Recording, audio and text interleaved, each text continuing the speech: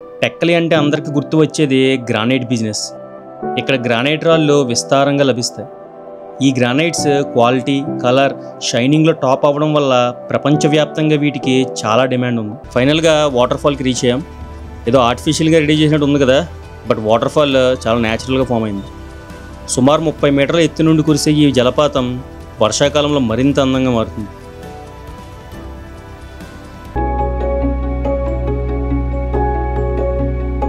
వెనకతలు కనిపిస్తున్నాయి కదండి, అవి మొత్తం high quality igneous rocks, granites.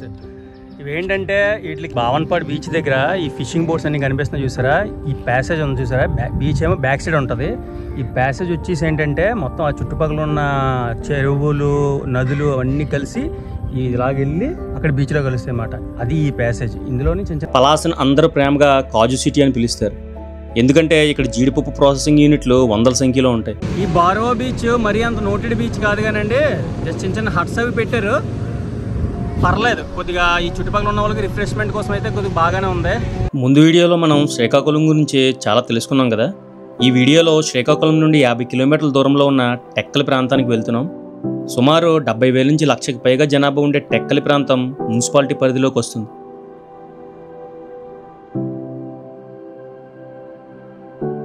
National highway number 16కి అనుసంధానమై రోడ్ రైల్ కనెక్టివిటీకి అనువుగా ఉంటుంది. ఇక్కడ ప్రజలు ఎక్కువగా వ్యవసాయం, రాయల్టీలు కలిగిన మైనింగ్ రంగం మీద ఆధారపడుతున్నారు. టెక్కలి అంటే అందరికీ గుర్తు వచ్చేది గ్రానైట్ బిజినెస్. ఇక్కడ గ్రానైట్ రాళ్ళు విస్తారంగా లభిస్తాయి. ఈ గ్రానైట్స్ క్వాలిటీ, కలర్, షైనింగ్లో టాప్ అవ్వడం వల్ల ప్రపంచవ్యాప్తంగా వీటికి చాలా డిమాండ్ ఉంది.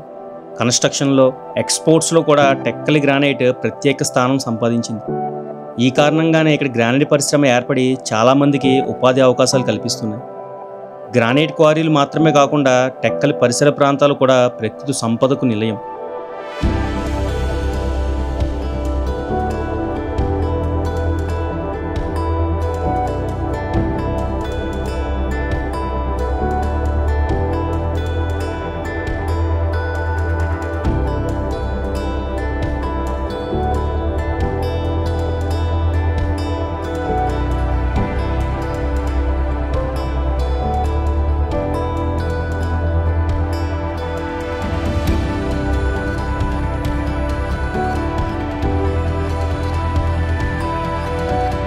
టెక్కల్ నుండి చాలా దగ్గరలో ఉంటుంది ఒడిశా బోర్డర్. ఈ బోర్డర్ నుండి 15 కిలోమీటర్ల దూరంలో ఉన్న గంధహతి వాటర్ ఫాల్ మంచి టూరిస్ట్ అట్రాక్షన్. ఇప్పుడు అక్కడికే వెళ్తున్నాం.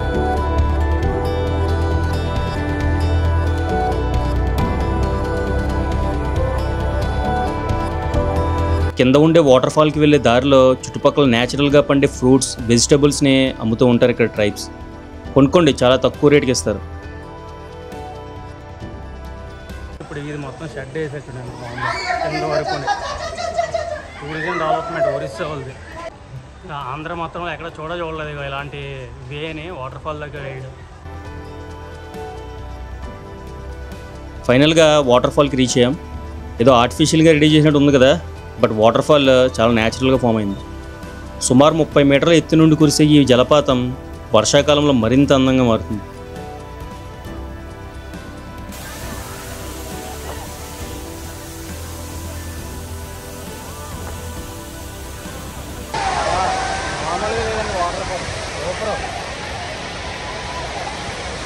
ఒరిస్సాలో పేరు దగ్గర వాటర్ ఫాల్ ఉంది కదా, సేమ్ అలాగే ఉంది కాబట్టి కొంచెం చిన్నది.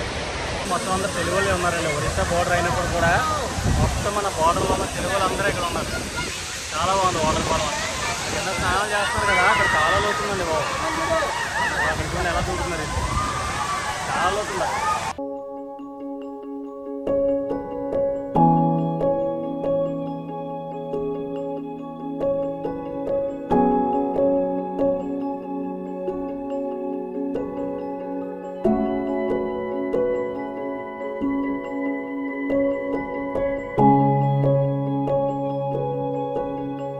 జలపాతం చుట్టుపక్కల ఏనుగులు ఎక్కువగా ఉంటాయంట. అందువలనే ఈ ప్రాంతానికి ఏనుగుల నిలయం అని ప్రత్యేక గుర్తింపు వచ్చింది. అదృష్టం ఉంటే కొన్నిసార్లు ఈ జలపాతం దగ్గర ఏనుగుల గుంపు వచ్చి నీరు తాగుతున్న విజువల్స్ కూడా కనిపిస్తాయంట. గంధహటి అనే పేరుకి అర్థం కూడా ఏనుగుల నిలయమే.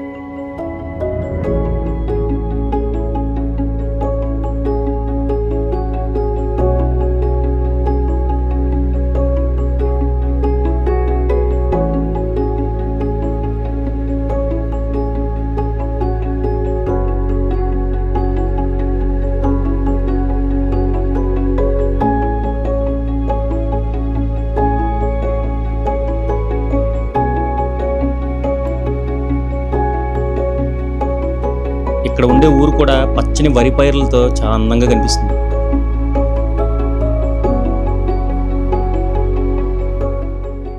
వెనకట్లు కనిపిస్తున్నాయి కదండి, అవి మొత్తం high quality igneous rocks granites. ఇవేంటంటే వీటికి ఎక్కువగా త్వరగా ఈసీని ఫారెస్ట్ క్లియరెన్స్ రావన్నమాట. అందు గురించే ఇవి ఇలాగ ఉన్నాయి, లేకపోతే ఈ పాటికి ఎప్పుడో లేపిద్ది వాటిని.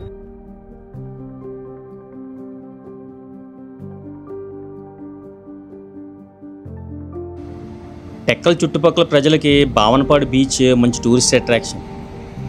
బావనపాడు బీచ్ దగ్గర ఈ ఫిషింగ్ బోట్స్ అన్ని కనిపిస్తున్నాయి చూసారా, ఈ ప్యాసేజ్ ఉంది చూసారా, బీచ్ ఏమో బ్యాక్ సైడ్ ఉంటుంది.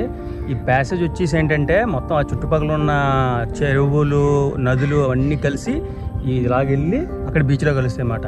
అది ఈ ప్యాసేజ్. ఇందులోని చిన్న చిన్న ఐలాండ్స్ కూడా ఉంటాయి. అక్కడ బ్యాక్ సైడ్ కనిపిస్తున్నాయి చూసారా, అవన్నీ ఐలాండ్స్. డ్రోన్ షాట్లో మనకి బాగా కనిపిస్తాయి ఐలాండ్స్.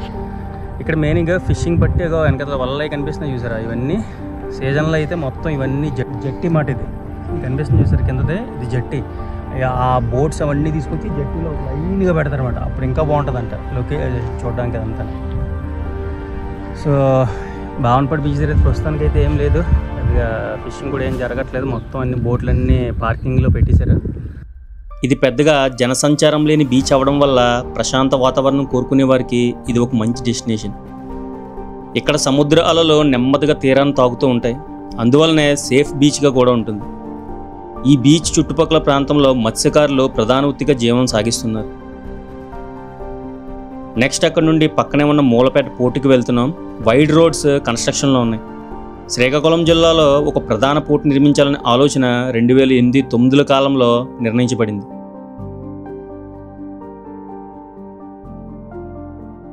ఇదేనండి మూలపేట పోర్టు, చాలా పెద్దది. మన వైజాగ్ తర్వాత అంత పెద్ద పోర్ట్ కన్స్ట్రక్షన్ జరుగుతుంది ఇక్కడ ఈ శ్రీకాకుళం దగ్గరలో, టెక్కల్ దగ్గరలో. చాలా పెద్ద పోర్టు. బ్యాక్ సైడ్ కనిపిస్తుంది ఇవన్నీ వేసారు. అప్పట్లో నవయుగ ఇంజనీరింగ్ కంపెనీ కన్స్ట్రక్షన్ పనులు స్టార్ట్ చేసినప్పటికీ పెట్టుబడుల సమస్యలు, అనుమతులు ఆలస్యం కావడం వల్ల ప్రాజెక్టు ముందుకు సాగలేదు. తర్వాత సంవత్సరాలలో ప్రభుత్వం ఈ ప్రాజెక్ట్ని స్ట్రాటజిక్ ఇన్ఫ్రాస్ట్రక్చర్ ప్రాజెక్టుగా గుర్తించింది. 2015-16 కాలంలో మళ్ళీ దీన్ని ప్రైవేట్ రంగం సహకారంతో అభివృద్ధి చేసే దిశగా ప్రయత్నాలు జరిగాయి.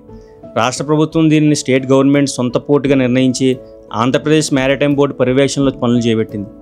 ప్రస్తుతం అండర్ కన్స్ట్రక్షన్లో ఉంది. ఈ పోర్ట్ పూర్తయిన తర్వాత విశాఖపట్నం, గంగవరం, కాకినాడ పోర్టులకి సమాంతరంగా పనిచేసే ఒక కీలక వాణిజ్య కేంద్రంగా తయారవుతుంది. మూలపేట పోర్టు పూర్తయిన తర్వాత ఇది డీప్ వాటర్ పోర్టుగా మారుతుంది. ఇక్కడ నుండి దేశీయంగా మాత్రమే కాకుండా అంతర్జాతీయంగా కూడా వాణిజ్యం, ఎగుమతులు, దిగుమతులు జరుగుతాయి. ఈ పోర్టు వల్ల శ్రీకాకుళం జిల్లా మాత్రమే కాకుండా మొత్తం ఉత్తరాంధ్రలో ఉపాధి అవకాశాలు విస్తృతంగా పెరుగుతాయి. అక్కడ నుండి 30 కిలోమీటర్ల దూరంలో ఉన్న పలాసకి వెళ్తున్నాం.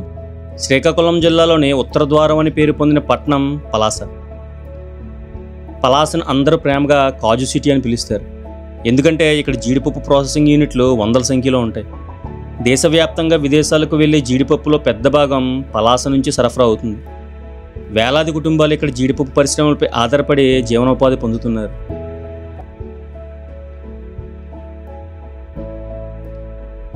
పలాస రైల్వే స్టేషన్ ఈ ప్రాంతానికి ఒక ముఖ్యమైన జంక్షన్.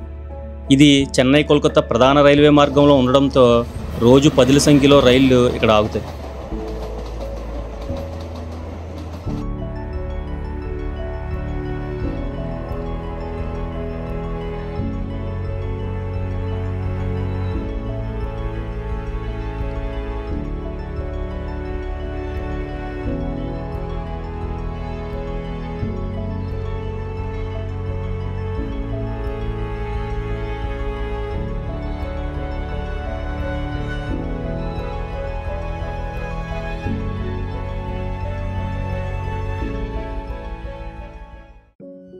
ఇక పలాస టూరిజంలో బార్వా బీచ్ ఒక టూరిస్ట్ అట్రాక్షన్.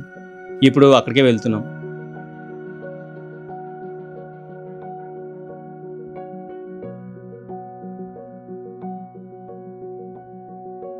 ఈ బార్వా బీచ్ మరీ అంత నోటెడ్ బీచ్ కాదు కానండి, జస్ట్ చిన్న చిన్న హట్స్ అవి పెట్టారు, పర్లేదు. కొద్దిగా ఈ చుట్టుపక్కల ఉన్న వాళ్ళకి రిఫ్రెష్మెంట్ కోసం అయితే కొద్దిగా బాగానే ఉంది.